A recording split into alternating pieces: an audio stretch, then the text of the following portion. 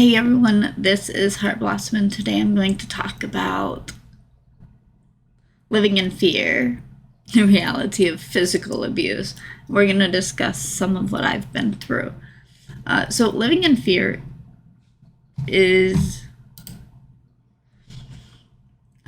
an experience that can haunt individuals in the shadows of their own lives, especially when it's compounded by physical abuse.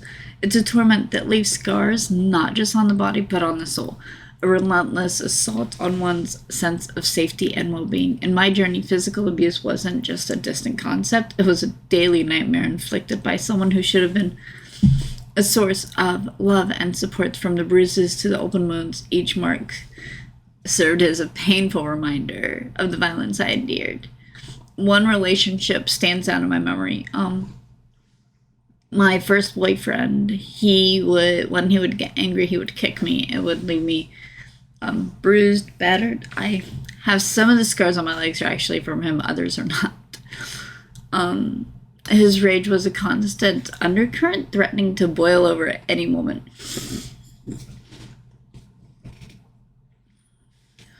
But it was my first husband who inflicted the most profound wounds, both physical and emotional, but we're going to mostly touch on the physical today. I'll do another video later that talks about the emotional, sexual, and financial abuse that I endured at his hands.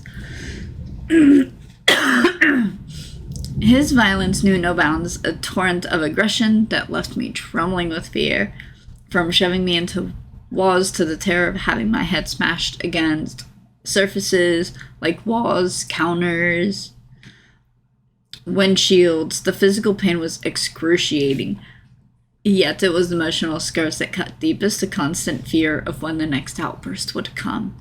Living in fear meant walking on eggshells, tiptoeing around his unpredictable temper, and desperately trying to avoid triggering his wrath. But no amount of caution could protect me from the inevitable violence that waited.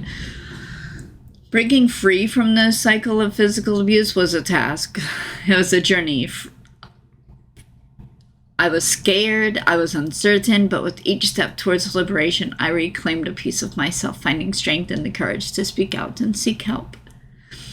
Leaving was not a simple decision. It was confronting the unknown, facing a future without the looming threat of violence, but it was a choice born out of necessity, a refusal to accept a life defined by fear and pain. To those still trapped in the grip of physical abuse, know that you are not alone. There is help and support available, and you deserve to live a life free from fear.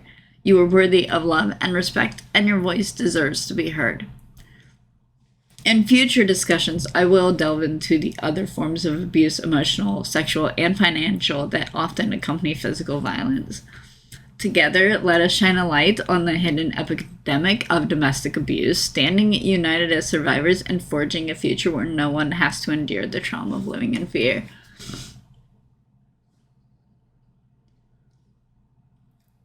I would love to hear your stories on physical abuse. Are you currently going through it now? Do you need help? Let me know in the comments your experiences with it, whether or not you're going through it now, where your mindset is.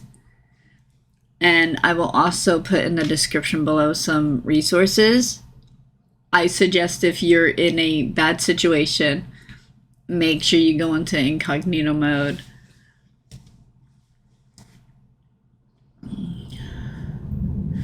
And if you guys like this video and think it will help someone else, please feel free to hit like, subscribe, and share. And thank you guys so much for watching. And if you have any questions or want me to do any other specific videos surrounding my situations, please by all means let me know in the comments below. If you have questions, I may turn those questions into videos later.